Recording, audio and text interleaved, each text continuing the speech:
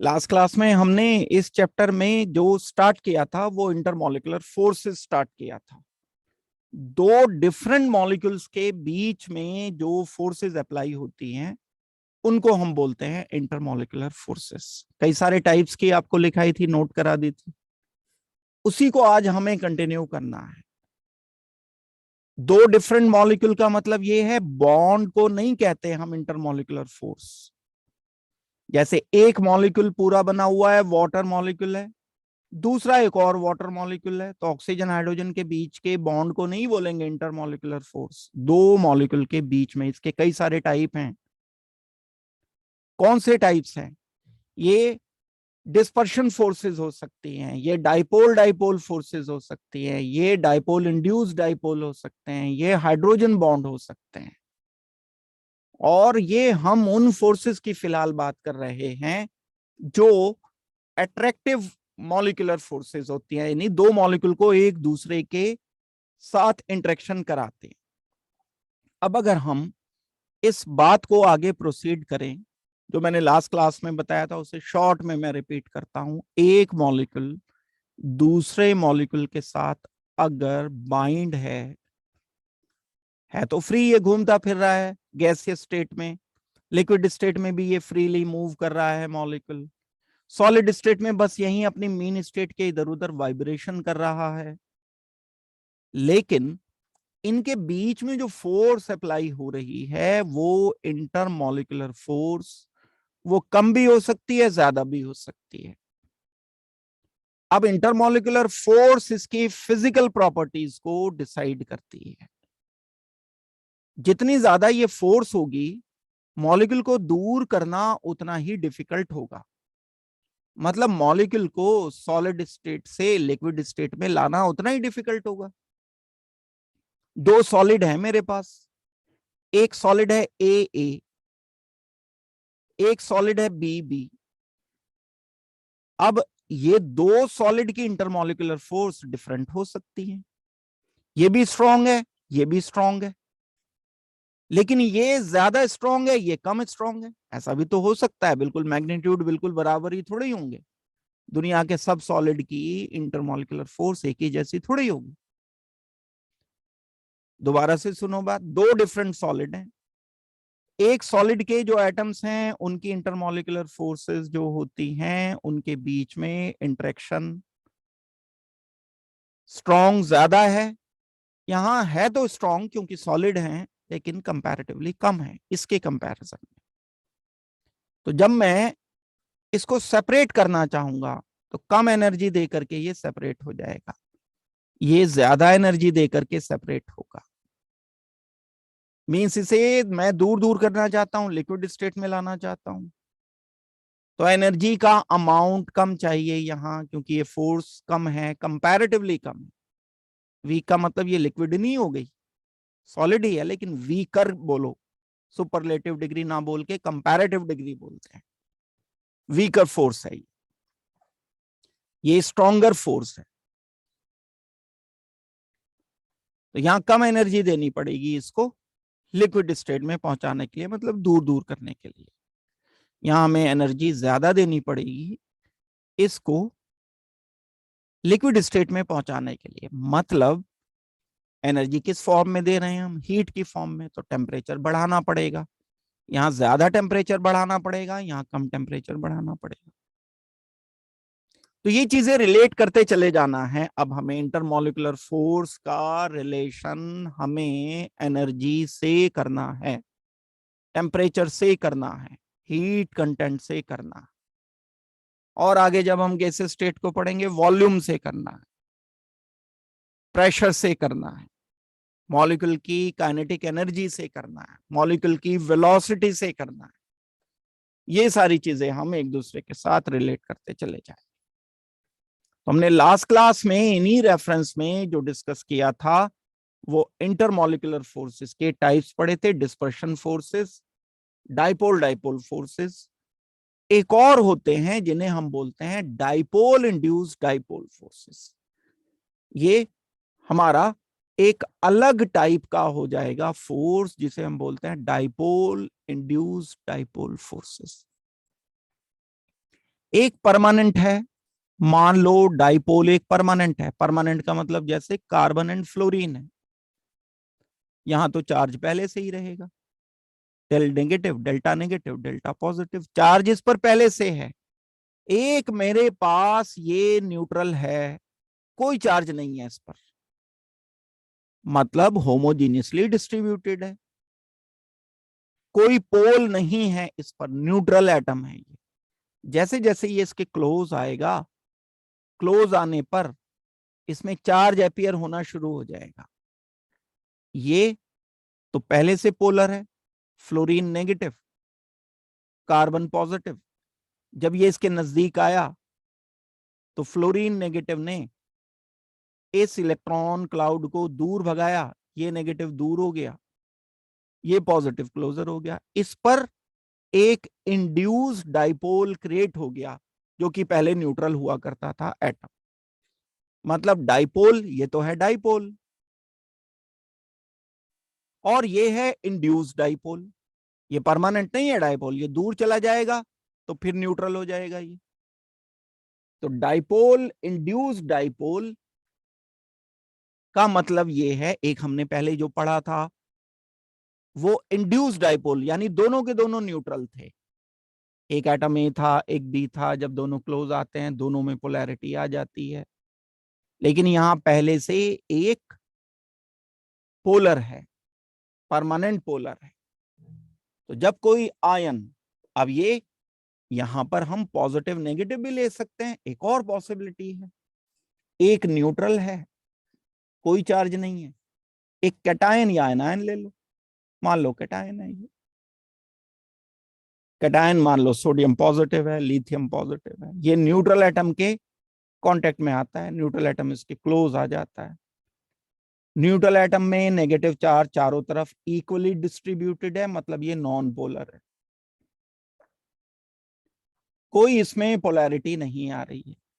जब ये इसके क्लोज आएगा तो क्लोज आने पर क्या होगा, पोलैरिटी क्रिएट हो जाएगी पॉजिटिव, और यहां नेगेटिव इधर इकट्ठा हो गया, क्योंकि नेगेटिव को अपने पास बुला लेगा, ये पॉजिटिव अलग हो जाए। तो अब हम क्या बोलेंगे, कैटायन हो या एनायन हो या पहले से कोई डाइपोल हो, वो इंड्यूस कर सकता है डाइपोल को न्यूट्रल एटम में। तो ये कोई बहुत स्पेशल बात नहीं है, ये वही बात है जो हमने पहले पढ़ रखी थी। ये तो बल्कि उससे भी ज्यादा आसान है समझना, क्योंकि पहले से हमारे पास आयन मौजूद है, या हमारे पास पहले से कोई डाइपोल मौजूद है। या तो आयन है या डाइपोल है। डाइपोल का मतलब दो पोल, पॉजिटिव नेगेटिव पोल्स। कैसे हम इसे डिफाइन कर सकते हैं, बड़ी सिंपल डेफिनेशन होगी। Force arises when approach of an ion और डाइपोल, या तो कैटायन एनायन हो या एक डाइपोल हो, डेल पॉजिटिव डेल नेगेटिव, किसी न्यूट्रल एटम नॉन पोलर के कांटेक्ट में अगर आए ये, तो यहाँ नेगेटिव नेगेटिव नेगेटिव हो जाएगा, पॉजिटिव पॉजिटिव पॉजिटिव हो गया। जब ये इसके कांटेक्ट में आया तो यहाँ नेगेटिव नेगेटिव नेगेटिव, सारे नेगेटिव इकट्ठे एक तरफ हो गए, पॉजिटिव एक तरफ, इंड्यूस्ड हो गया डाइपोल। अब इनके बीच में जो फोर्स अप्लाई होगी, नेगेटिव एंड पॉजिटिव के बीच में, ये फोर्स जो अराइज हुई है, ये फोर्स जो यहां पर अप्लाई हुई है, इसको बोला जाएगा कि ये डाइपोल इंड्यूस्ड डाइपोल है। नॉन पोलर मॉलिक्यूल पर या नॉन पोलर एटम पर ऐसी फोर्सेस किसी आयन या डाइपोल के प्रेजेंस में अप्लाई हो सकती है। और हम इसे आगे सोच सकते हैं, dipole in a non-polar atom or molecule is appeared by disturbing the arrangement of electron in non-polar species। क्या मतलब हुआ इस बात का, इस बात का मीनिंग ये है कि हमारे पास कोई सिमेट्रिकली डिस्ट्रीब्यूटेड चार्ज था, चारों तरफ बराबर बराबर था, नॉन पोलर था। जब ये आयन के कांटेक्ट में आ जाएगा तो इसकी ये सिमेट्री चार्ज की जो बिल्कुल होमोजीनियस है, एक तरह से चारों तरफ फैला हुआ चार्ज है, ये गड़बड़ हो जाएगा। क्या हो जाएगा ये, यहां अगर ये कैटायन है तो ये इसके नजदीक आने पर पॉजिटिव चार्ज इससे दूर हो जाएगा, रिपेल करेगा पॉजिटिव को, नेगेटिव को अट्रैक्ट करेगा, नेगेटिव इधर इकट्ठा हो, ये डिस्टरबेंस हो गया, डिस्ट्रीब्यूट हो गया ये चार्ज। इस चार्ज में, इसकी होमोजेनिसिटी में डिस्टरबेंस आ गया है। बहुत स्ट्रॉन्ग फोर्सेस नहीं होती हैं। देखो स्ट्रॉन्ग फोर्सेस जो होती हैं वो तो कैटायन एंड एनायन के बीच में होती, पॉजिटिव एंड नेगेटिव के बीच में होती हैं जो स्ट्रॉन्ग फोर्सेस होती, जिसे हम इलेक्ट्रोस्टैटिक फोर्सेस कहते हैं। लेकिन ये फोर्सेस बहुत स्ट्रॉन्ग फोर्सेस नहीं होती हैं, वीकर फोर्सेस ये काउंट की जाती। तो जो डाइपोल इंड्यूस्ड डाइपोल हैं ये फोर्सेस वीकर काउंट होंगी। और अगर हम इन्हें स्केच करना चाहें, स्केच करने का तरीका वही जैसे मैंने अभी आपको बताया, डाइपोल इंड्यूस्ड डाइपोल जो होंगे ये पहले से परमानेंट पोलर है। परमानेंट डाइपोल कोई भी मॉलिक्यूल ले सकते हो आप, CH3F ले सकते हो या और कोई AB ले सकते हो। ये न्यूट्रल मॉलिक्यूल था, जब ये इसके क्लोज आएगा तो नेगेटिव साइड यहां पॉजिटिव हो जाएगी। जब ये क्लोज आया, इसमें तो परमानेंट डाइपोल था, ये जो साइन है ये किसको इंडिकेट करता है, डाइपोल मोमेंट को। डाइपोल था इसमें, इसके डाइपोल मोमेंट 0 थे, न्यूट्रल था ये। लेकिन जब ये इसके क्लोज आ गया तो इसमें भी डाइपोल एक क्रिएट हो गया। डाइपोल जब क्रिएट हो गया तो अब इसमें फोर्स वर्क करेगी नेगेटिव एंड पॉजिटिव के बीच में। जो फोर्स वर्क करती है वो वीक एक फोर्स होगी। इस फोर्स की हम बात कर रहे हैं। ये जो फोर्स है ये फोर्स कहलाएगी dipole induced dipole. Interaction energy की बात हमने जो की थी वही रिलेशन होता है, जो इंटरेक्शन एनर्जी होती है वही इंटरेक्शन एनर्जी यहां पर भी एप्लीकेबल होती है। जैसे हम इन दिस केस ऑल्सो, जैसे पहले हमने किया था इंड्यूस्ड डाइपोल के केस में, जो इंटरेक्शन एनर्जी का मतलब एक पॉजिटिव एक नेगेटिव जब ये अट्रैक्ट कर रहे हैं एक दूसरे, इसमें कुछ पोटेंशियल एनर्जी कहीं ना कहीं क्रिएट हो जाएगी, वो R⁶ से इनवर्सली प्रोपोर्शनल होगी या 1/R⁶ के प्रोपोर्शनल होगी। जहां R क्या है, distance between two molecules, centres ले लें दोनों मॉलिक्यूल्स के, तो इन दोनों के बीच का जो डिस्टेंस होगा वो R होगा। ये रिलेशन हम पहले पढ़ चुके हैं। जो इंड्यूस्ड डाइपोल मोमेंट है वो बहुत सारी चीजों पर डिपेंड करता है। एक तो डिस्टेंस पर ही डिपेंड कर रहा है, ये तो हमने कर ही दिया।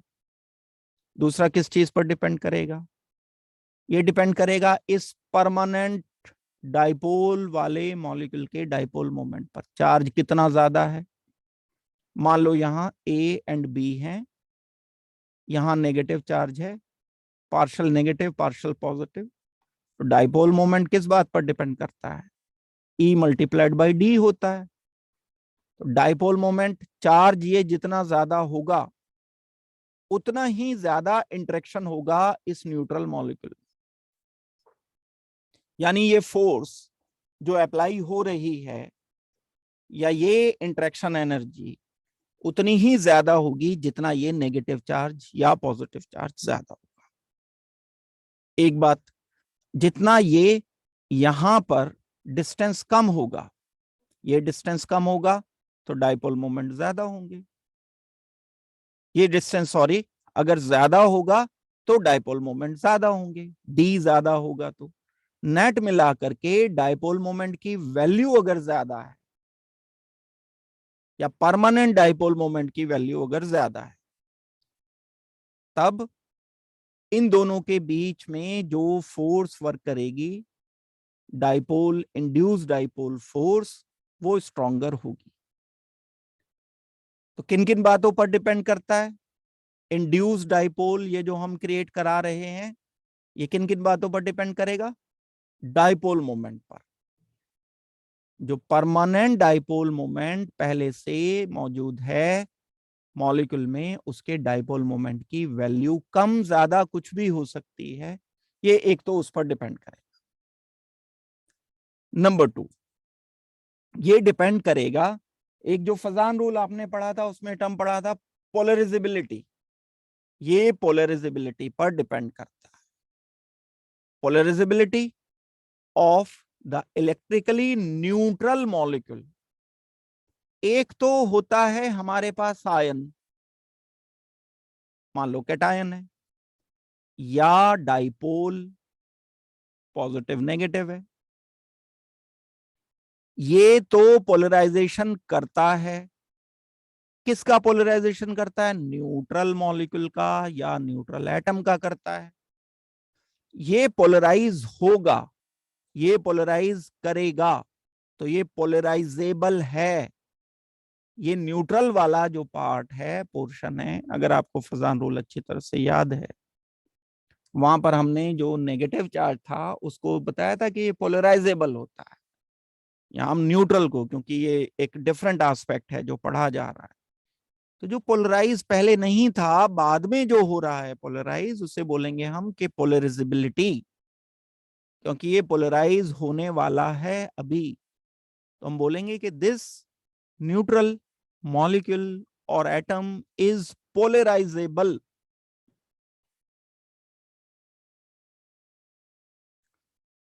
और पोलराइजेबल हो सकने की पावर कहलाएगी पोलराइजेबिलिटी, उसकी एबिलिटी टू बीइंग पोलराइज। जो भी मॉलिक्यूल या एटम न्यूट्रल है, जितना आसानी से पोलराइज हो सकता है, उतना ही ज्यादा पोलराइजेबल कहलाएगा। तो इसकी पोलराइजेबिलिटी वो फर्दर साइज पर और दूसरी चीजों पर डिपेंड करती है। अगर इसका साइज ज्यादा है, ज्यादा साइज है तो, बहुत छोटा अगर साइज है तो पोलराइजेशन होना मुश्किल होता है, डेंस होता है ये। और अगर बड़ा एटम होता है, जैसे एक आयोडीन है, एक हमारे पास फ्लोरीन है, तो आयोडीन आसानी से पोलराइज हो जाता है। तो एक वर्ड होता है पोलराइजेबिलिटी। ये दो मेन बातें हैं। अब दो मॉलिक्यूल हैं, इनमें यहां कम फोर्स होगी, चार हैं तो ज्यादा हो जाएगी, पांच हैं तो क्यूमुलेटिव इफेक्ट होगा। दैट मीन्स ये जो फोर्सेस होती हैं क्यूमुलेटिव होती हैं। जैसे जैसे हम इस पर ऐड करते चले जाते हैं, नंबर ऑफ मॉलिक्यूल बढ़ाते चले जाते हैं, जो ज्यादा मॉलिक्यूल होंगे तो फोर्स का जो अमाउंट या मैग्नीट्यूड होगा वो ज्यादा होता चला जाएगा। एक बात ये हो गई जो हम डिसाइड कर सकते हैं किसी भी डाइपोल, इंड्यूस डाइपोल के लिए। तो क्या डिस्कस कर रहे हैं हम डिस्कस कर रहे हैं दो डिफरेंट मॉलिक्यूल्स के बीच में जो फोर्सेस वर्क करती हैं, उन फोर्सेस को हम बोलते हैं इंटरमॉलिक्यूलर फोर्सेस, और उन इंटरमॉलिक्यूलर फोर्सेस के हम टाइप को डिस्कस कर रहे हैं। अब इसके बाद एक पार्ट और आता है जिसे हम नाम देते हैं हाइड्रोजन बॉन्डिंग। एक अगर आपको याद हो, हमने बॉन्डिंग में भी पढ़ा था, हाइड्रोजन बॉन्ड पढ़ा था। हाइड्रोजन बॉन्ड नाम से कंफ्यूज नहीं होना, इसके बॉन्ड लिखा है यहाँ पर। ये बॉन्ड वो वाला बॉन्ड नहीं है कि जो कोवलेंट बॉन्ड होता है, आयोनिक बॉन्ड होता है, मॉलिक्यूल बनाने वाला बॉन्ड नहीं है ये। यहां से कंफ्यूजन आता है इसके नाम में, क्योंकि बॉन्ड आ गया। ये इंटरमॉलिक्यूलर फोर्स है। हाइड्रोजन बॉन्ड में बी इंटरमॉलिक्यूलर फोर्स। आपने हाइड्रोजन बॉन्ड दो टाइप के पढ़ रखे हैं। पहले मैं हाइड्रोजन बॉन्ड बता दूं आपको। जब कोई हमारे पास हाइड्रोजन एंड फ्लोरीन लगा हुआ है, दूसरा हाइड्रोजन एंड फ्लोरीन मॉलिक्यूल जब इसके साथ इंटरेक्शन करता है, फ्लोरीन का नेगेटिव चार्ज और पॉजिटिव चार्ज अगर स्पेसिफिकली हाइड्रोजन पर हो, तब हम इस इंटरेक्शन को बोलते हैं हाइड्रोजन बॉन्ड।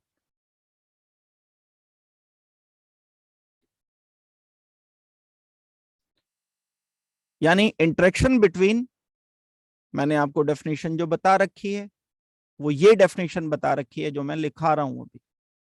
इंटरेक्शन बिटवीन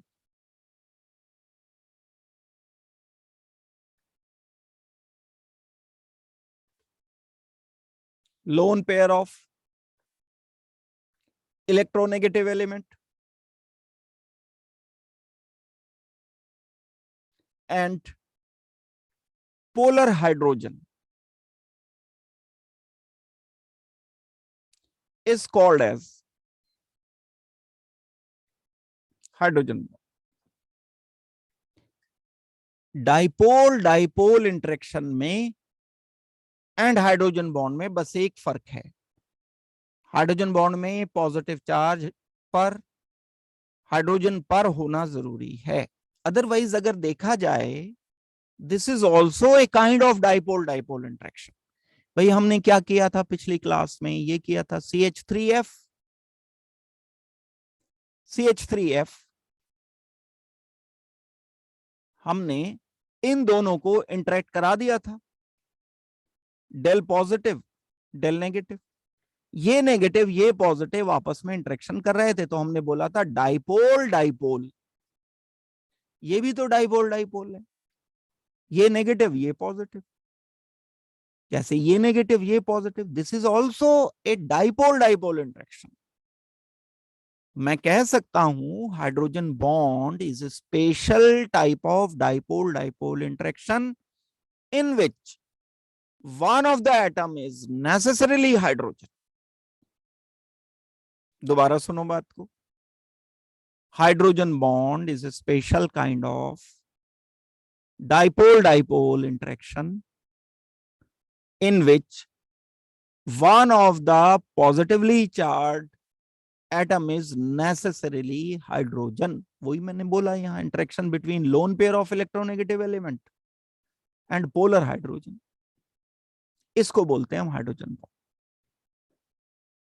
तो हाइड्रोजन बॉन्ड भी एक टाइप का इंटरमॉलिक्यूलर फोर्स होता है।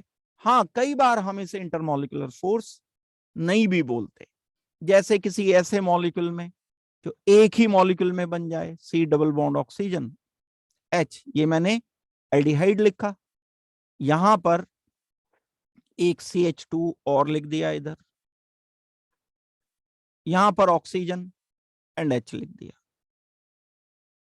ये एक ही मॉलिक्यूल है, पूरा का पूरा मॉलिक्यूल एक ही मॉलिक्यूल है, अलग अलग नहीं है ये। यहां से मॉलिक्यूल ये शुरू हुआ, यहां से आते हुए यहां से आते हुए यहां तक तो एक ही मॉलिक्यूल है। अब इसके बीच में जब इंटरेक्शन की बात की जाएगी, तो इस इंटरेक्शन को जो ऑक्सीजन के लोन पेयर एंड हाइड्रोजन के बीच में हो रहा है, इसे बिल्कुल कहा जाएगा हाइड्रोजन बॉन्ड, लेकिन ये दो मॉलिक्यूल के बीच में तो नहीं है। So this is not intermolecular force. Hydrogen bond है, this is hydrogen bond, this is intramolecular hydrogen bond. हम इंटरमॉलिक्यूलर फोर्स में इसे काउंट नहीं करेंगे, बॉइलिंग पॉइंट के लिए, फिजिकल प्रॉपर्टीज के लिए, या जो गैस स्टेट में, स्टेट ऑफ मैटर में हम इंटरमॉलिक्यूलर फोर्सेस पढ़ते हैं, तो एक ही मॉलिक्यूल के बीच की फोर्स है, इससे हम कंसर्न नहीं है। हम किससे कंसर्न है? हम कंसर्न है एक मॉलिक्यूल ROH है, दूसरा मॉलिक्यूल अलग डिफरेंट है, वो भी ROH है। इन दो डिफरेंट मॉलिक्यूल के बीच में जो फोर्स वर्क करती है, एक मॉलिक्यूल ये है, एक मॉलिक्यूल दूसरा ये है, इन दोनों के बीच में जो फोर्स वर्क कर जाएगी, उस फोर्स को नाम दिया जाएगा हाइड्रोजन बॉन्ड। तो होगा ये, लेकिन हम इसे इंटरमॉलिक्यूलर फोर्स बोले। This hydrogen bond is intermolecular force and hydrogen bond ये होगा, this is hydrogen bond. Hydrogen bond ये भी है, लेकिन ये इंटरमॉलिक्यूलर फोर्स नहीं है। ये इंटरमोलिकुलर फोर्स भी है, हाइड्रोजन बॉन्ड भी है, तो मैं इसे नाम क्या दूंगा? This is called as intermolecular hydrogen bond. तो यहां हमारे काम का कौन सा हाइड्रोजन बॉन्ड है? इंटरमोलिकुलर हाइड्रोजन बॉन्ड हमारे काम का है। दो टाइप के हाइड्रोजन बॉन्ड होते हैं दो डिफरेंट मॉलिक्यूल के बीच में, हाइड्रोजन बॉन्ड कहलाएगा इंटरमोलिकुलर।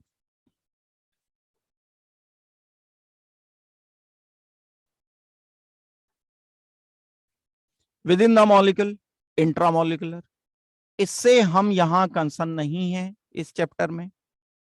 इस वाले हाइड्रोजन बॉन्ड से दो अलग अलग मॉलिक्यूल के बीच में जो हाइड्रोजन बॉन्डिंग वर्क करती है, हम इससे कंसर्न। ये कंसिडरेबली स्ट्रॉन्गर होता है। हाइड्रोजन बॉन्ड जो होता है डाइपोल डाइपोल के कंपैरिजन में ज्यादा स्ट्रेंथ रखता है। मान लो कार्बन फ्लोरीन है, एक और कार्बन फ्लोरीन है, यहां तो हाइड्रोजन नहीं है, यहां ये नेगेटिव चार्ज है, यहां ये पॉजिटिव चार्ज है। इन दोनों के बीच में हाइड्रोजन बॉन्डिंग होगी नहीं। क्यों? क्योंकि हाइड्रोजन नहीं है ये। फिर क्या होगा? इन दोनों के बीच में होगा डाइपोल डाइपोल इंटरेक्शन, एक स्पेशल टाइप का डाइपोल डाइपोल इंटरेक्शन। जब एच एफ हो, फ्लोरीन मैंने सेम लिया, बस कार्बन की जगह एच कर दिया, इस मॉलिक्यूल में दूसरे एच एफ में, यहां डेल पॉजिटिव होगा डेल नेगेटिव होगा, ये भी डाइपोल है, डेल नेगेटिव डेल पॉजिटिव होगा, ये भी डाइपोल है। इस इंटरेक्शन को क्या मैं डाइपोल डाइपोल बोलूंगा?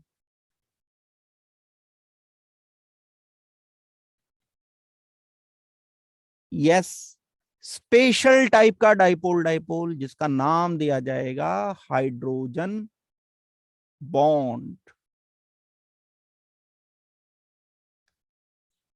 क्या खास बात होती है इसमें? क्यों अलग से नाम देने की जरूरत पड़ती है? इसकी स्ट्रेंथ काफी ज्यादा होती है। हाइड्रोजन दुनिया में एक ऐसा एटम है जो बहुत छोटे साइज का होता है। बहुत छोटा साइज होने की वजह से इस पॉजिटिव चार्ज की डेंसिटी छोटे एटम पर बहुत ज्यादा हो जाती है। पॉजिटिव चार्ज बहुत छोटे पोर्शन पर आ जाता है, जिसकी वजह से ये स्ट्रेंथ पॉजिटिव एंड नेगेटिव के बीच में ज्यादा हो जाती है, स्ट्रोंगर हो जाता है, in comparison of what? In comparison of dipole dipole.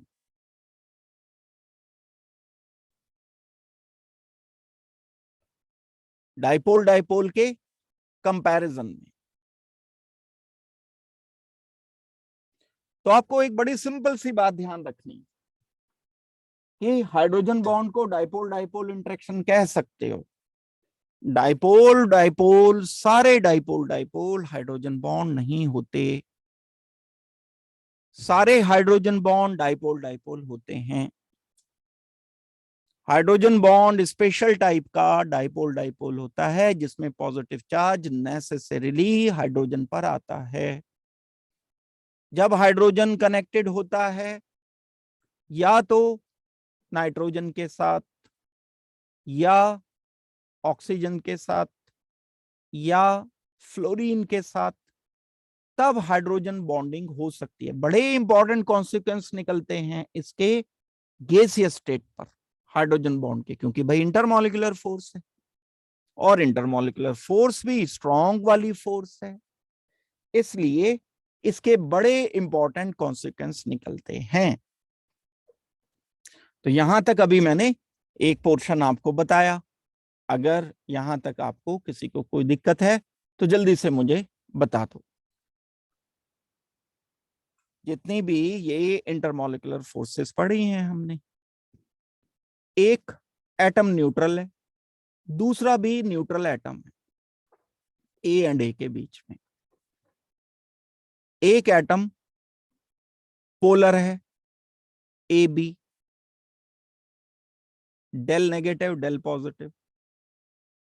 एक न्यूट्रल है सी एटम, फोर्स नंबर 1 है ये फोर्स नंबर 2 है, फोर्स नंबर 3 एक ए एंड बी है, पोलर था, डेल्टा नेगेटिव डेल्टा पॉजिटिव, दूसरा भी पोलर था, means dipole dipole, dipole induced dipole, induced dipole.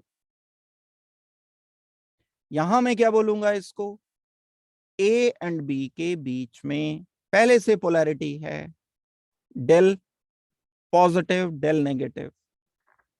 ये थर्ड टाइप की फोर्सेस हो गई। एक और टाइप की फोर्स है जो कि डाइपोल डाइपोल तो है लेकिन एच एफ के बीच में,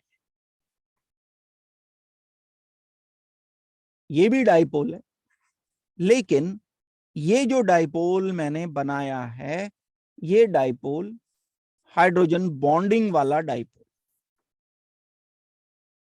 साइज क्योंकि बहुत छोटा होता है इस हाइड्रोजन का, छोटे एटम पर पॉजिटिव चार्ज आ जाता है, छोटे एटम पर पॉजिटिव चार्ज आ जाने के कारण इसके बीच में भी फोर्स अप्लाई होती है, काफी स्ट्रांग होती है, तो डेल पॉजिटिव डेल नेगेटिव, ये फोर्थ नंबर की फोर्स हो गई। अगर हम इनके मैग्नीट्यूड की बात करते हैं, मैं कंपेयर कर रहा हूं चारों फोर्सेस की स्ट्रेंथ को, ये कौन सा है पहले वाला, induced dipole.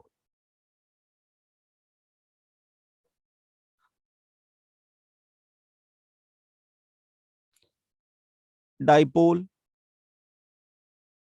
Induced dipole, dipole dipole,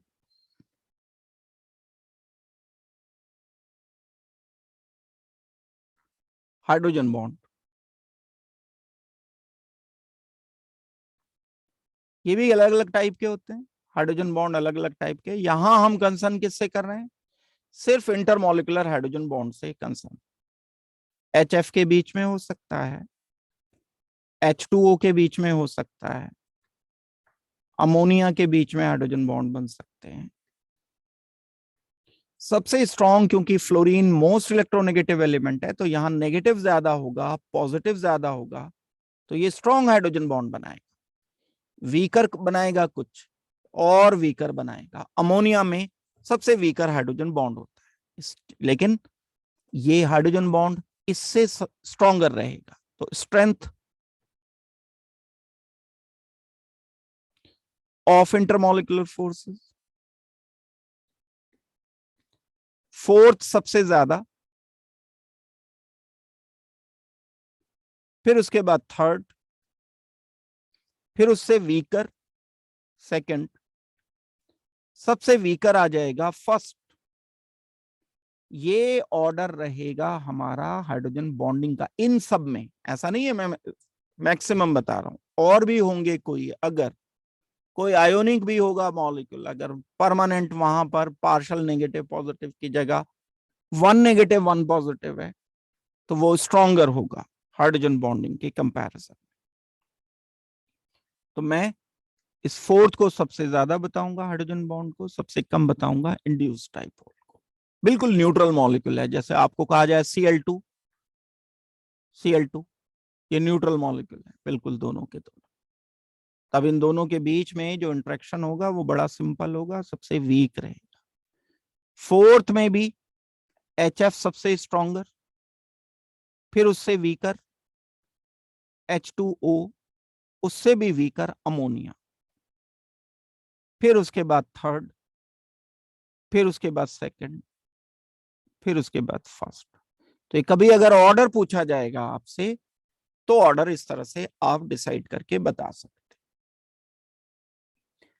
अब हम इसके बाद इन मॉलिक्यूल्स की, ये तो हो गई इंटरनल, ये तो हो गई हमारी इंटरमॉलिक्यूलर फोर्सेस।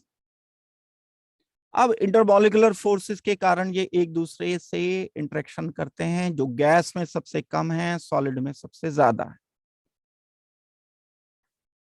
एक और फैक्टर है जहां पर अब हम ध्यान देंगे और वो है इसका टेम्परेचर।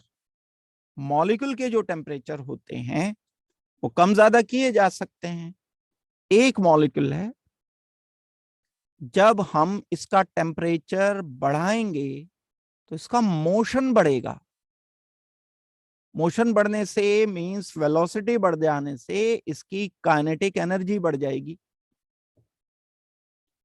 हम ऐसा भी बोल सकते हैं कि इसके थर्मल कंटेंट, हीट कंटेंट बढ़ जाएंगे। भाई जब मैं टेम्परेचर दूंगा, बढ़ाऊंगा, टेम्परेचर तो क्या चीज है?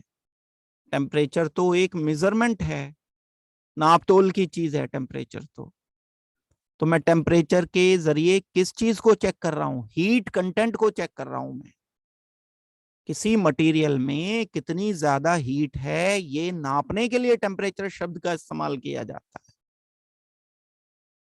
हमारे पास कोई भी चीज है, जैसे मुझे दूरी नापनी है तो मैं मीटर में, किलोमीटर में यूज कर सकता हूं। डिस्टेंस मुझे नाप तोल कर, ऐसे अगर मुझे हीट कंटेंट नापने हैं किसी के, या मैं अगर दूसरे वर्ड में बोलूं थर्मल एनर्जी नापनी है। हीट दी मैंने किसी को, ये कोई एक पानी का बर्तन है, इसको बर्नर पे रख दिया आपने। बर्नर पर रख करके आप इसे क्या दे रहे हो? आप इसे हीट दे रहे हो। कुछ है जो यहां से इधर पहुंच रहा है, जो दिखता नहीं है हमें। ये रेड रेड जो दिख रहा है वो अलग चीज है, ये बिना दिखे भी ट्रांसफर हो सकती है। ये अगर बिल्कुल आप थोड़ा डिस्टेंस पे रख देते हो तो यहाँ कुछ नहीं नजर आता, दूसरी तरफ ट्रांसफर हो जाता है। ये कुछ ऐसे पैकेट्स हैं जो बिल्कुल दिखते नहीं हमें, वो इसको देता रहता है, हीट कंटेंट बढ़ जाते हैं। दैट मीन्स थर्मल एनर्जी बढ़ जाती है। एनर्जी के टाइप्स होते हैं बहुत सारे, electrical energy, thermal energy, solar energy, mechanical energy, kinetic energy. यहाँ थर्मल एनर्जी की बात हो रही है। थर्मल एनर्जी बढ़ गई तो भाई क्या चेंज आ गया किसी मॉलिक्यूल में? अगर हमने किसी मॉलिक्यूल की थर्मल एनर्जी बढ़ा दी तो वो मॉलिक्यूल अब बैठा नहीं रहेगा एक जगह, दौड़ पड़ेगा वो, वेलोसिटी बढ़ेगी। जो मूवमेंट हो रहे हैं वो हर एक टाइप की स्टेट में हो रहे हैं, सॉलिड में भी, लिक्विड में भी, गैस में भी।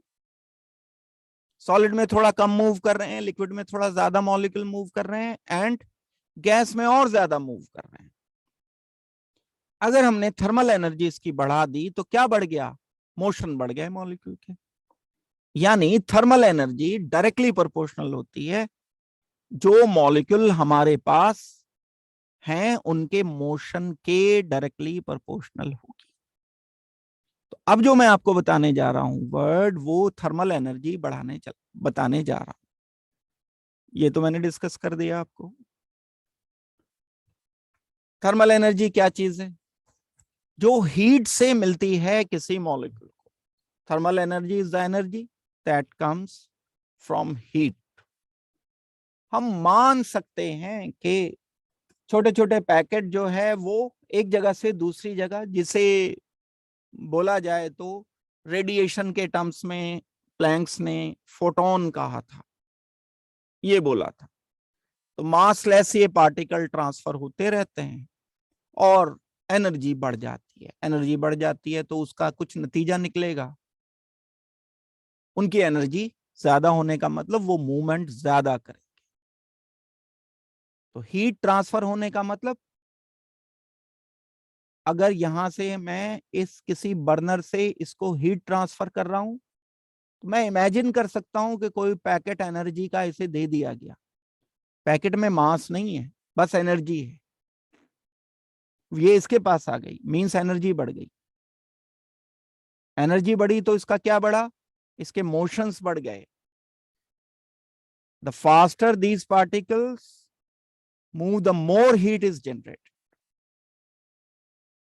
जितना ज्यादा हीट हम इसको देंगे या इसके पास है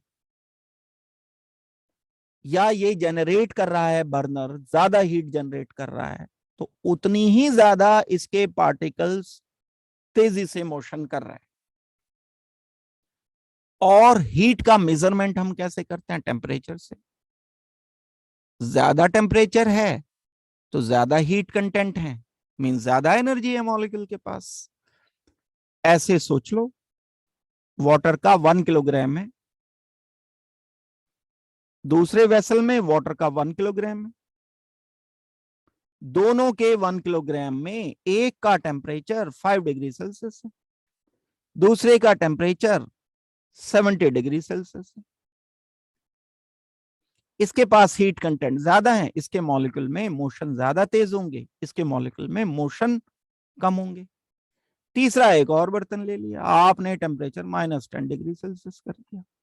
इतने कम मोशन हो गए कि मॉलिक्यूल तो रुक के बैठ गया, बस वाइब्रेशन कर रहा है इधर उधर, ठंड से कांप रहा है, बस ये सोच लो, वाइब्रेट कर रहा है इधर उधर, यानी सॉलिड बन गया।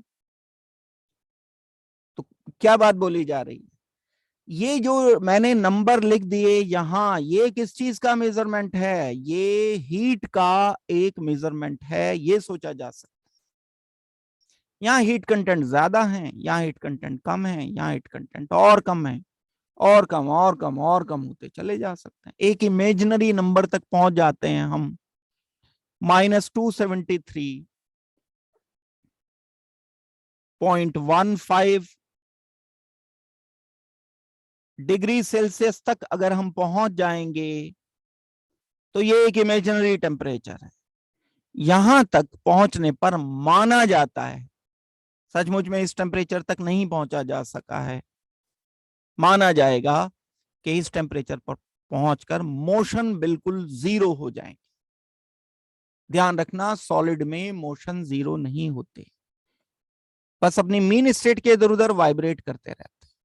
अब ये वाइब्रेट भी करना बंद कर जाएगा इस टेम्परेचर पर, अगर ये टेम्परेचर तक पहुंच जाते, जो कि एक इमेजिनरी टेम्परेचर है, यहां पर पहुंचकर मोशन जीरो हो जाता। तो बात वापस थर्मल एनर्जी पर आते हैं। थर्मल एनर्जी कम होगी अगर टेम्परेचर कम होगा, थर्मल एनर्जी ज्यादा होगी अगर टेम्परेचर ज्यादा होगा। मींस, इस बात को सिंपल वर्ड्स में हम बोलें कि मॉलिक्यूल का मोशन ज्यादा होगा अगर टेम्परेचर ज्यादा होगा, मॉलिक्यूल का मोशन कम होगा अगर टेम्परेचर कम होगा। ये दो बातें पक्की तरह से याद रखनी है अगर आगे चल करके इस चैप्टर में काइनेटिक थ्योरी वगैरह अच्छी तरह से पढ़नी है। थर्मल एनर्जी इज रिड्यूस्ड और इंक्रीज बाय लोअरिंग और हायरिंग द टेम्परेचर। मींस मैं कह सकता हूं कि थर्मल एनर्जी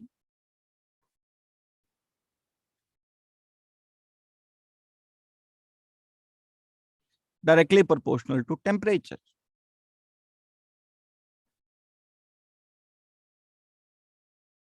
इस मॉलिक्यूल के टेम्परेचर पर डिपेंड करेगी। दूसरी बात, velocity of molecules directly proportional to temperature. और टेम्परेचर क्योंकि थर्मल एनर्जी के डायरेक्टली प्रोपोर्शनल है, मैं टेम्परेचर की जगह थर्मल एनर्जी भी रख सकता हूं। अभी हम दूसरे पैरामीटर नहीं ला रहे हैं, मॉलिक्यूल की वेलोसिटी को डिसाइड करने के लिए और भी पैरामीटर्स, हम उन्हें अभी कंसीडर नहीं कर रहे हैं। हम सिर्फ ये मान रहे हैं कि एक गिवन सेट ऑफ कंडीशन में हमारे पास जो थर्मल एनर्जी है वो टेम्परेचर के डायरेक्टली प्रोपोर्शनल है, वेलोसिटी ऑफ मॉलिक्यूल्स टेम्परेचर के डायरेक्टली प्रोपोर्शनल। जितना ज्यादा टेम्परेचर उतना ही ज्यादा मॉलिक्यूल की वेलोसिटी। यहां तक आई होप कि आपको बात समझ आ गई होगी। इसमें कुछ डाउट अगर किसी को है तो यह है इंटरमॉलिक्यूलर फोर्स, वही जो हमने फोर्स पढ़ी हैं। इंटरमॉलिक्यूलर फोर्स के टाइप पता है अब आपको, ज्यादा कौन सी है, कम कौन सी है, अलग अलग मटेरियल पर भी डिपेंड करेगी, नेचर पर भी डिपेंड करेगी। Hydrogen bond, dipole dipole interaction, induced dipole interaction, ये सब intermolecular forces versus thermal interaction. Thermal का मतलब उन्हें टेम्परेचर बढ़ाया। जो स्टेट ऑफ मैटर होता है वो स्टेट ऑफ मैटर इस बात पर डिपेंड करेगा कि उसके थर्मल कंटेंट कितने हैं एंड इंटरमॉलिक्यूलर फोर्सेस कैसी हैं। कोई गैस है मेरे पास, कोई एक लिक्विड है, कोई एक सॉलिड है, ये मैटर की स्टेट्स हैं, इसके थर्मल कंटेंट, इसके थर्मल कंटेंट, इसके थर्मल कंटेंट अलग हैं। इसकी इंटरमोलिकुलर फोर्स, इसकी इंटरमोलिकुलर फोर्स, इसकी इंटरमोलिकुलर फोर्स अलग अलग होंगी, प्रोवाइडेड के ये सेम मटेरियल की स्टेट्स अलग अलग है। मान लो मैं कार्बन डाइऑक्साइड लेता हूं, CO2, CO2 गैस हो सकता है, CO2 लिक्विड हो सकता है, CO2 सॉलिड हो सकता है। बना सकते हैं हम किसी भी गैस को सॉलिड। यहां से ये नहीं, क्योंकि हम यूजुअली इसको एक्सपीरियंस नहीं करते डेली लाइफ में, तो इसलिए लगता है, और करने को करते भी हैं। वेपर्स होती हैं, जो स्टीम होती है, उसे सॉलिड बना ही लेते हैं हम फ्रीजर में रख करके, आइस बन जाता है। तो भाई टेम्परेचर अलग करना पड़ता है ना, इंटरमोलिकुलर फोर्सेस अलग होती है ना। आइस में इंटरमोलिकुलर फोर्सेस बड़ी स्ट्रांग होंगी, टेम्परेचर लोअर रखना पड़ेगा, जबकि स्टीम में टेम्परेचर बहुत ज्यादा रखना पड़ेगा, इंटरमोलिकुलर फोर्सेस कम हो जाएंगी। तो इन तीनों, दोनों चीजों का, इंटरमोलिकुलर फोर्स का एंड थर्मल एनर्जी का, ये दो मेन बातें। अगर मैं इंटरमोलिकुलर फोर्स बोल रहा हूं, थर्मल एनर्जी मैंने बोला, तो थर्मल एनर्जी के साथ वेलोसिटी भी रिलेटेड है, थर्मल एनर्जी के साथ इंटरमोलिकुलर डिस्टेंस भी रिलेटेड है। थर्मल एनर्जी ज्यादा होगी, इंटरमोलिकुलर डिस्टेंस बढ़ते चले जाएंगे। एग्जाम्पल के लिए, अगर इंटरमोलिकुलर फोर्स बहुत स्ट्रांग है, तो आप क्या बोलोगे? आप बोलोगे कि ये दो जो मॉलिक्यूल्स हैं, वो आपस में एक दूसरे को स्टिक करके रखेंगे, चिपका करके रखेंगे। ये अपने तीसरे मॉलिक्यूल को, ये अपने चौथे मॉलिक्यूल को क्लिंग करके रखेगा, चिपका करके रखेगा। तो क्या होगा? सॉलिड स्टेट में अगर ये इंटरमोलिकुलर फोर्स बड़ी स्ट्रांग आ जाती है, तो अनलेस कि मैं इसकी थर्मल एनर्जी को बहुत ज्यादा एक्सीड नहीं कर देता, मैंने एक सॉलिड स्टेट ली, ठीक है, इंटरमोलिकुलर फोर्स बहुत ज्यादा है, इसके थर्मल कंटेंट हैं कुछ नॉर्मल टेम्परेचर पर। अब नॉर्मल टेम्परेचर जो हम बोलेंगे, अपने अकॉर्डिंग बोलेंगे। हमारे लिए नॉर्मल टेम्परेचर कहां से कहां तक? चलो मान लो बिल्कुल लद्दाख ले के टेम्परेचर से लेकर के, और हाईएस्ट भी मान लो, तो -10 डिग्री सेल्सियस से स्टार्ट करते हुए हम 40 डिग्री सेल्सियस तक ले जाते हैं टेम्परेचर। ये हमारे लिए नॉर्मल टेम्परेचर। अब ऐसा नहीं कि मैं 200 डिग्री को नॉर्मल अपने लिए मानूंगा, ये हमारे लिए नॉर्मल टेम्परेचर नहीं है। 100 डिग्री सेल्सियस हमारे लिए नॉर्मल टेम्परेचर नहीं है। नॉर्मल टेम्परेचर पर कोई चीज अगर सॉलिड है, तो इंटरमोलिकुलर फोर्स बड़े स्ट्रांग है, अनलेस कि हम उसकी थर्मल एनर्जी बहुत ज्यादा नहीं बढ़ा देते।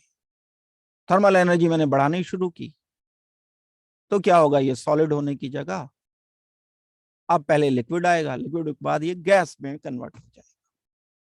वही जैसा यूजुअल होता है, जैसे हम किसी सॉलिड को टेम्परेचर बढ़ाने पर लिक्विफाई कर लेते हैं,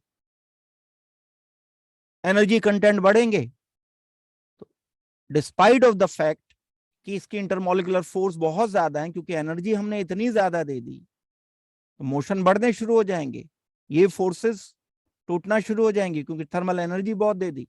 भले ही ये फोर्स बड़ी स्ट्रांग है सॉलिड स्टेट में, टूट जाएंगी तो ये लिक्विड स्टेट में आ जाएंगे, मोशन बढ़ जाएगा, डिस्टेंस बढ़ जाएंगे, और टेम्परेचर बढ़ा दिया, थर्मल एनर्जी और बढ़ा दी, और ज्यादा डिस्टेंस हो जाएगा, गैस स्टेट में आ जाएंगे। लेकिन नॉर्मल टेम्परेचर पर मैं वापस लाऊंगा, तो वापस इंटरमोलिकुलर फोर्स बन जाएंगे, फिर ये सॉलिड हो जाएगा। And vice versa. Vice versa का मतलब हमारे पास बहुत वीक इंटरमोलिकुलर फोर्सेस हैं। अगर बहुत वीक इंटरमोलिकुलर फोर्सेस हैं, तो नॉर्मल टेम्परेचर पर गैस होगा, सब्सटेंस। लेकिन अगर हम टेम्परेचर कम करना शुरू कर देते हैं, तो कोई ना कोई रेंज तो ऐसी आएगी टेम्परेचर कम होने की, कि वो गैस लिक्विड में और लिक्विड फिर सॉलिड में कन्वर्ट होना शुरू हो जाएगा। वीक इंटरमॉलिक्यूलर फोर्स में मॉलिक्यूल एक दूसरे के साथ स्टिक नहीं कर पाएंगे, एक दूसरे के साथ नहीं रह पाएंगे और सॉलिड लिक्विड की जगह ये गैसेस स्टेट में एग्जिस्ट करेंगे, अनलेस कि इनकी थर्मल एनर्जी इतनी कम ना कर दी जाए। मींस थर्मल एनर्जी को नापने का तरीका टेम्परेचर, टेम्परेचर इनका इतना रिड्यूस ना कर दिया जाए कि ये लिक्विड एंड सॉलिड में आ जाए। कोई गैस है, गैस को लिक्विफाई कर सकते हैं हम, बहुत सारी गैसेस होती हैं। एक एग्जांपल तो मैं अभी बता रहा हूं जो हम एक्सपीरियंस कर सकते हैं डेली लाइफ में। वेपर्स हैं, जैसे वेपर्स हम देख लेते हैं 100 डिग्री सेल्सियस के आसपास भाप उड़ती है, उसको ठंडा कर दो, टेम्परेचर कम कर दो, उसकी थर्मल एनर्जी कम कर दो, तो वो लिक्विड में आ जाएगा। लिक्विड को और टेम्परेचर डाउन कर दो, सॉलिड में आ जाएगा। ऐसे दुनिया की हर गैस को कर सकते हैं। कार्बन डाइऑक्साइड को कर सकते हैं, लिक्विड बना सकते हैं, सॉलिड बना सकते हैं। ऑक्सीजन, लिक्विड ऑक्सीजन होता है सिलेंडर में जो भरी होती है, ऑक्सीजन यूज करते हैं जो, वो लिक्विड फॉर्म में ही होती है।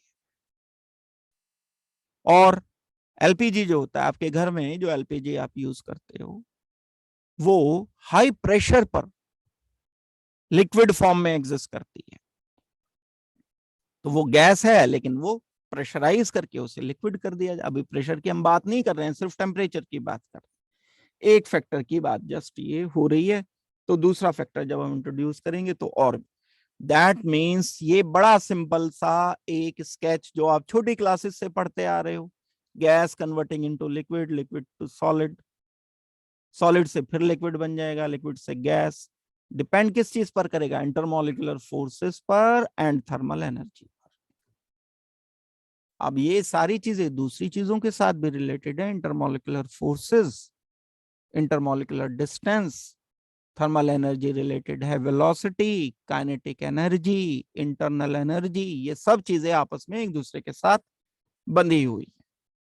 तो हम इस तरह से इनको रिलेट कर सकते हैं। अब हम, ये तो बात थी स्टेट्स ऑफ मैटर की, हम तीनों स्टेट की बात कर रहे थे। अब हम सारी स्टेट्स को छोड़कर एक स्टेट इसकी उठा लेते हैं, गैसियस स्टेट। गैसियस स्टेट के बारे में कुछ प्रॉपर्टीज हैं, वो बड़ी अच्छी तरह से आप जानते हो। मॉलिक्यूल बड़े दूर दूर हैं, इंटरमॉलिक्यूलर फोर्सेस कम है, गैस हमें यूजुअली नजर नहीं आती है। जिस एनवायरनमेंट में हम रह रहे हैं वहां मिक्सचर है गैसेस का, है, लेकिन हम उसे देख नहीं पाते हैं क्योंकि मॉलिक्यूल बहुत दूर दूर है। लिक्विड को हम इसलिए देख पाते हैं क्योंकि मॉलिक्यूल उसके नजदीक होते हैं, तो हम विजिबिलिटी उसकी ज्यादा होती है। सॉलिड तो बिल्कुल क्लियरली नजर आ जाता है, लिक्विड तो फिर भी किसी हद तक ट्रांसपेरेंट होता है। गैसेस की ट्रांसपेरेंसी बहुत ज्यादा है, मॉलिक्यूल दिखते ही नहीं है। तो अर्थ के चारों तरफ अगर देखा जाए तो एक लेयर है, उस लेयर में जिसमें हम रह रहे हैं, अर्थ है हमारी, ये अर्थ क्रस्ट है, और यहाँ एक गैसेस की पूरा का पूरी लेयर है। जैसे जैसे हम हाइट पे ऊपर चलते चले जाते हैं, गैसेस का अमाउंट कम होता चला जाता है। ऊपर जैसे हिमालय पे ऊपर चढ़ जाओ तो गैस कम, प्रेशर कम हो जाता है ना, मीन्स गैस कम हो जाती है, ऑक्सीजन की कमी आ जाती है ना। सिलेंडर लेके जाते हैं वो ऑक्सीजन के सिलेंडर, जो माउंटेनियर्स होते हैं वो सिलेंडर लेकर के जाते हैं ऑक्सीजन के, और ऊपर चले जाते हैं एरोप्लेन में। जब और ऊपर हाइट बड़ी ऊपर चली गई तो बाहर तो ऑक्सीजन होता ही नहीं बिल्कुल भी। कई बार क्या होता है, ऑक्सीजन की कमी हो जाती है, वो ऑक्सीजन मास्क लटक जाते हैं बिल्कुल। वो आप लोगों को एक्सपीरियंस होगा कि वो जो फ्लाइट क्रू होते हैं वो बताते हैं कि इमरजेंसी में ये ऑक्सीजन मास्क लटक जाएंगे। तो ऊपर इतना हाइट पे एरोप्लेन चलता है, वहां पर ऑक्सीजन नहीं, यानी यहाँ पर है, यहाँ डेंसिटी ज्यादा है, ऊपर जाते जाते जाते कम होती चली जाती है। तो एक हम डिमार्केशन कर लेते हैं। तो ये जो एटमॉस्फेयर है, ट्रोपोस्फेयर्स, जो लोअर वाला है जिसमें हम रहते हैं, और यही है वो लेयर जिसमें लाइफ है, मींस ऑक्सीजन का अच्छा खासा अमाउंट है जो कि रिक्वायर्ड होता है। बहुत सारे और दूसरे भी यहाँ पर ये जो हमारी पीरियोडिक टेबल है उसके सिर्फ 11 एलिमेंट ऐसे हैं जो नॉर्मल कंडीशन में इन गैसेस में पाए जाते हैं। जैसे यूजुअली देखा जाए तो ऑक्सीजन, नाइट्रोजन, हाइड्रोजन, ये सब पाए जाने वाले एलिमेंट है। जैसे एच है, हीलियम है, nitrogen, oxygen, fluorine, chlorine, neon, argon, krypton, radon. Only 11 elements of periodic table exist as gas under normal condition. का मतलब क्या है? नॉर्मल कंडीशन का मतलब जो टेम्परेचर हम नॉर्मली एक्सपीरियंस करते हैं अपनी ट्रोपोस्फेयर पर, वो कितना मैंने बताया? 0 डिग्री सेल्सियस से या -10 से लेकर के आप मान लो 40 तक लगभग, ये इस range normal temperature, normal conditions. And also pressure is one of the parameter. 1 atmospheric pressure normal जो होता है हमारा, उस पर ये बस गैसेस है। बाकी और जो एलिमेंट हैं या तो सॉलिड हैं या लिक्विड। हाइड्रोजन, हीलियम, नियॉन, अब इसमें इनर्ट तो सारे हैं, radon, krypton, argon, neon and helium. बाकी तो बड़े लिमिटेड है। नाइट्रोजन है, ऑक्सीजन है, हाइड्रोजन है, ये मैक्सिमम होता है। फ्लोरीन, क्लोरीन तो बहुत कम होते हैं, एनवायरमेंट में जो पाए जाने वाले हैं ये काफी कम होते हैं। अब जो गैसेस हैं उनकी कैरेक्टरिस्टिक क्या है, मींस उनका किस तरीके का बिहेवियर है, मैं थोड़ा सा तेज बताऊंगा क्योंकि आप लोग छोटी क्लासेस से पढ़ते आते हो, उनको काफी हद तक ये चीजें पता होती हैं आपको। गैसेस के मॉलिक्यूल्स दूर दूर होते हैं, एक्सपैंड कर जाते हैं अगर हम बहुत दूर दूर मॉलिक्यूल को और ज्यादा दूर करें तो एक्सपेंड कर पाएंगे, कंप्रेस करें, नजदीक लाएं तो बहुत थोड़ी सी जगह में को आ जाएंगे, कंप्रेसिबिलिटी ज्यादा होती है। एक्सपेंसिबिलिटी मतलब फैलने की टेंडेंसी बहुत ज्यादा है।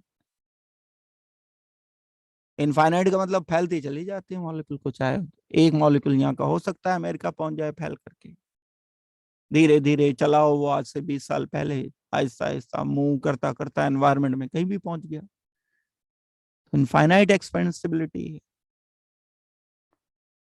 एक्सपेंड कर सकता है, कंप्रेस भी बहुत ज्यादा, हाईली कंप्रेसिबल है।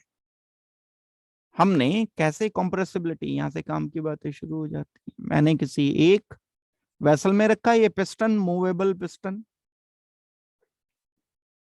किसी बर्तन में अप्लाई किया। ऐसे इमेजिन करो जैसे वो एक सिरिंज होती है इंजेक्शन वाली, उस सिरिंज को यहां से बंद कर दो, क्यों फिक्स लगा दो, इसको यहां से बंद कर दो। यहां पर ये मूव करने वाला एक पिस्टन होता है इसका। अब यहाँ क्या भरा हुआ है? गैस भरी हुई है। यहां से बंद कर दिया हमने इसको, पूरा बंद कर दो इसको यहां से। तो गैस जो है, अब मैं इसे प्रेस करूंगा, प्रेस करने पर वॉल्यूम कम हो जाएगा, कंप्रेस कर गई गैस, पहले ज्यादा थी, इस सिरिंज को मल्टीप्लाइड बाई 10 सोच लो, तो एक बड़ा सा टैंक सा बन जाएगा, ये छोटा सा जैसे बाल्टी जितना हो जाएगा।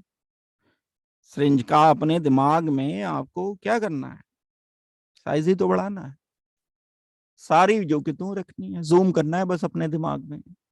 एक जूम लेंस लगा लो, एक, फिर उस जूम लेंस से आप इसे मैग्नीफाई करके विजुलाइज कर लो। तो ये जो सिरिंज थी हमारी, जब हम इसे कंप्रेस करते हैं तो वॉल्यूम इसका कम हो जाएगा, मॉलिक्यूल नजदीक आ जाएंगे। कंप्रेसिबिलिटी का मतलब ये है कंप्रेस कर गया। एक तो बात ये है गैस के लिए, गैस की प्रॉपर्टीज हैं, ये सॉलिड नहीं कंप्रेस होते हैं। सॉलिड कहां से हो जाएगा भाई, आयरन का पीस है, दबा दो चाहे जितना दबा दो। वो उस वाले प्रेशर की बात नहीं कर रहा हूं मैं जो वो उसमें दिखाते हैं कि जी बहुत ज्यादा 50 टन का प्रेशर डाल दिया तो भी उतना नहीं होते, तो भी ये अपना शेप चेंज करता है। कंप्रेसिबिलिटी एक अलग चीज है। एक प्रॉपर्टी हो गई। दूसरी प्रॉपर्टी पर आते हैं हम। Exert pressure equally in all direction. समझने की बात है। ये आपने पढ़ रखी है, लेकिन थोड़ा सिंपल करके पढ़ रखी हैं चीजें बचपन में। हमने किसी बर्तन में कोई नहीं भी भरा कुछ, तो गैस तो होगी होगी, मिक्सचर होगा।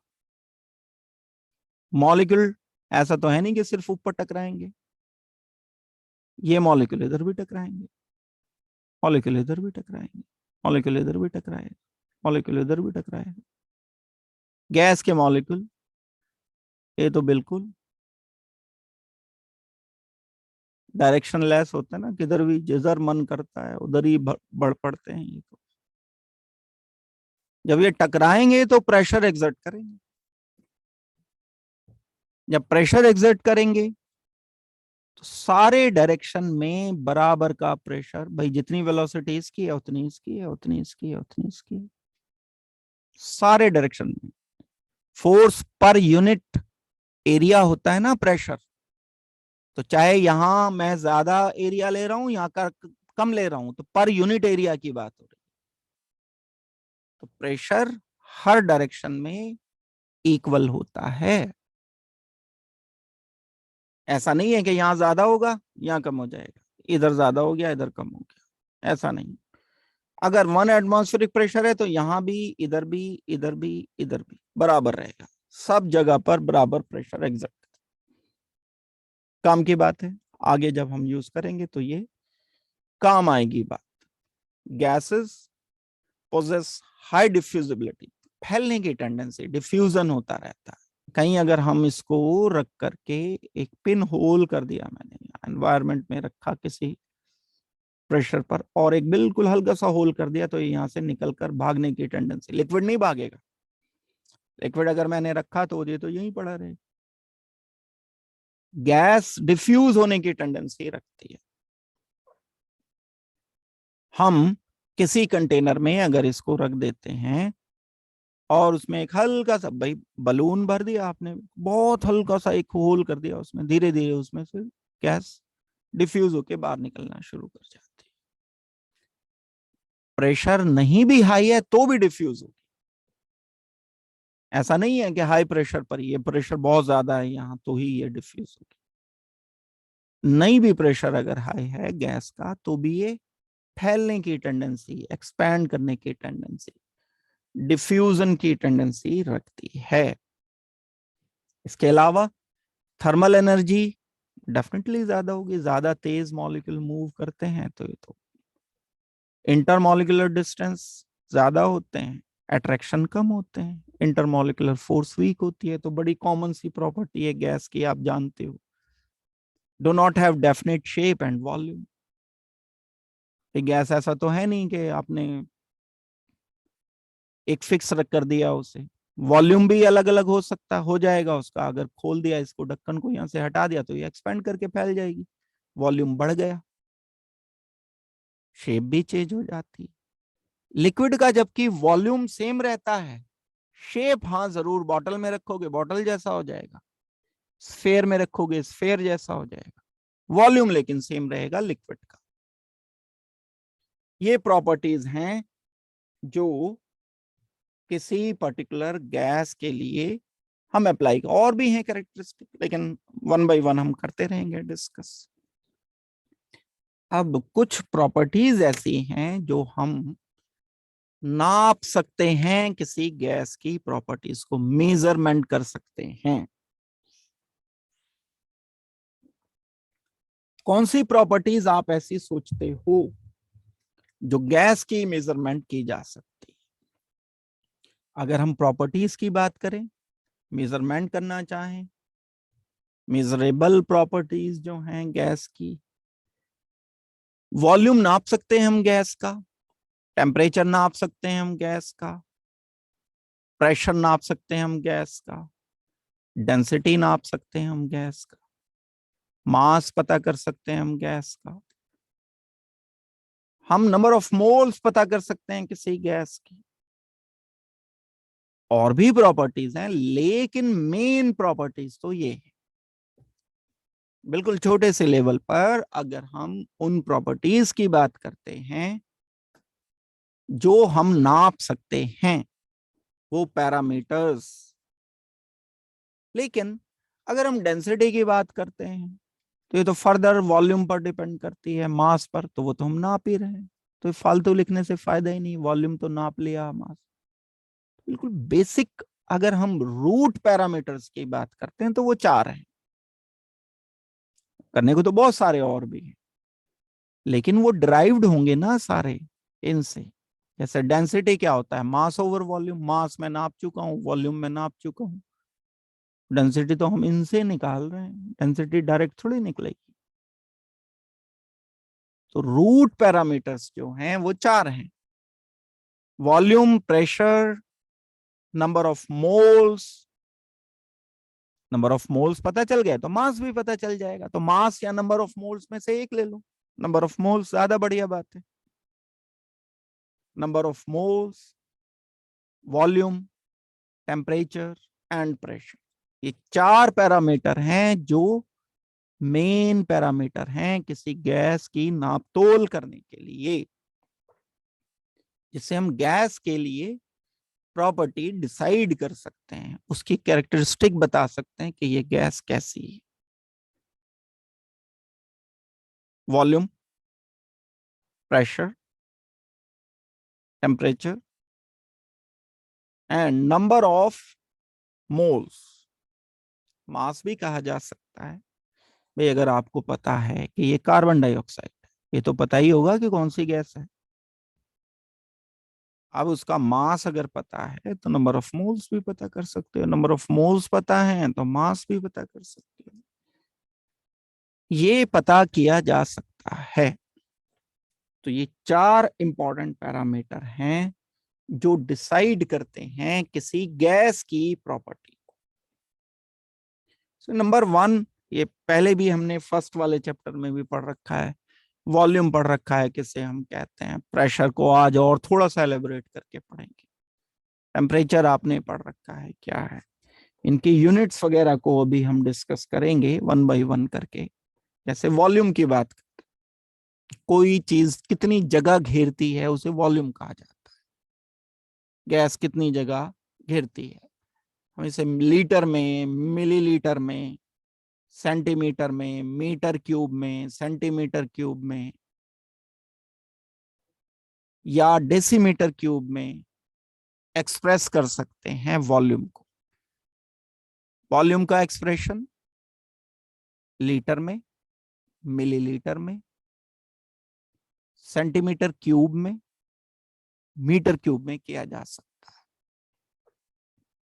है। ये एक्सप्रेशन है जो एक दूसरे में कन्वर्ट किए जा सकते हैं। 1 लीटर 1000 ml हो गया, 1 ml 10⁻³ लीटर हो गया। 1 litre is equal to 1 deci. इसमें कंफ्यूजन रहता है कुछ बच्चों को, तो ध्यान से, शुरू में फर्स्ट वाले चैप्टर में मैंने बिल्कुल क्यूब बना करके आपको बताया था कि किस तरह से हम ये करते हैं।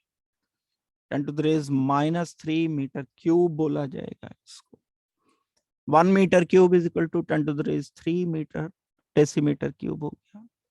10⁻6 सेंटीमीटर क्यूब हो जाएगा। मिलीलीटर में कन्वर्ट करना है, 1 cc जो होता है 1 ml होता है, तो ये दोनों इक्वल हो जाएंगे एंड 10⁻³ लीटर के बराबर आ जाए। 1000 लीटर होते हैं 1 मीटर क्यूब में। इसका मतलब है 1 मीटर क्यूब का अगर एक टैंक ले लिया जाए, आपने टैंक लिया एक जिसकी हाइट लेंथ ब्रेथ 1 मीटर है, इसमें अगर हम पानी भर देते हैं अंदर से, ये बिल्कुल ये जो लेंथ ब्रेथ हाइट है अंदर वाली साइड से, हम अगर इसमें पानी भर देते हैं तो 1000 लीटर पानी आएगा। बिल्कुल परफेक्ट क्यूबिकल है। तो ये बात हो गई हमारी वॉल्यूम की। बाकी दूसरी चीजें हैं और पैरामीटर्स हैं जो डिसाइड किए जाते हैं। मास बताया जा सकता है। मास जो होगा वो हम ग्राम में, किलोग्राम में, टन में, किसी भी तरह से मेजरमेंट कर सकते हैं, मिलीग्राम में, माइक्रोग्राम में। और number of moles is equal to mass over molar mass, हमें पता होना चाहिए कौन सा मटेरियल है, तभी हम उसका मोलर मास बता सकते हैं। मोल कंसेप्ट में यही सारा पड़ा है, मोल कंसेप्ट यहाँ इस्तेमाल होगा सारा का सारा। CO2, O2, मान लो हमें 4.4 ग्राम CO2 गिवन है, तो इसके नंबर ऑफ मोल्स बता देंगे। मास ओवर मोलर मास, मास कितना है 4.4, मोलर मास कितना है 44.1 मोल आ गया। जस्ट मैंने बताने के लिए कि कैसे हम इसे मेजरमेंट कर। टेम्परेचर हम मेजर कर सकते हैं किसी का। टेम्परेचर क्या चीज है? ये हम बता सकते हैं कि किसी सब्सटेंस में कितनी हीट प्रेजेंट है, उसको नापने का एक तरीका है, बिल्कुल स्टैंडर्डाइज किया हुआ तरीका है। जैसे हम बोलते हैं कि 1 मीटर, मान रखा है हमने, कोई एक रॉड रखी है पेरिस में, इरिडियम की बनी हुई, उसकी लेंथ को हमने 1 मीटर मान लिया। अब ये स्टैंडर्ड है। ऐसे ही टेम्परेचर में भी हमने स्टैंडर्डाइज कर रखा है। किसी एक अमाउंट को, अभी मैं आपसे पूछूंगा कि किसको कहते हैं 1 डिग्री, किसे कहते हैं टेम्परेचर की 1 डिग्री का मतलब क्या होता है, कितने को हम बोलते हैं 1 डिग्री। तो क्या है टेम्परेचर, किसे बोला जाएगा, डिग्री और intensity of heat present in substance. Units हैं इसकी, डिग्री सेंटीग्रेड है, केल्विन है, फ़ारेनहाइट है, ये बताई जा सकती है। ये कन्वर्जेंस की आपको जो फॉर्मूले है वो पता होने चाहिए। यहां पर हम गैसीय स्टेट में ज्यादातर केल्विन में यूज करते हैं, एब्सोल्यूट डिग्री जिसे बोला जाता है और एब्सोल्यूट टेम्परेचर जिसे बोला जाता है। अगर हम डिग्री सेंटीग्रेड में एंड केल्विन में रिलेशन बताएं तो बता सकते हैं। फ़ारेनहाइट में एंड डिग्री सेल्सियस में अगर रिलेशन बताएं तो ये बताया जा सकता है। ये रिलेशन याद रखना पड़ेगा आपको अच्छी तरह से, वैसे भी बहुत एक बेसिक सा रिलेशन है। तो टेम्परेचर किसे कहा जाता है, मैं ये पूछना चाहता हूं आपसे, रुक करके यहाँ इस स्टेज पर। टेम्परेचर हम किसे कहते हैं, 1 डिग्री का मतलब क्या है?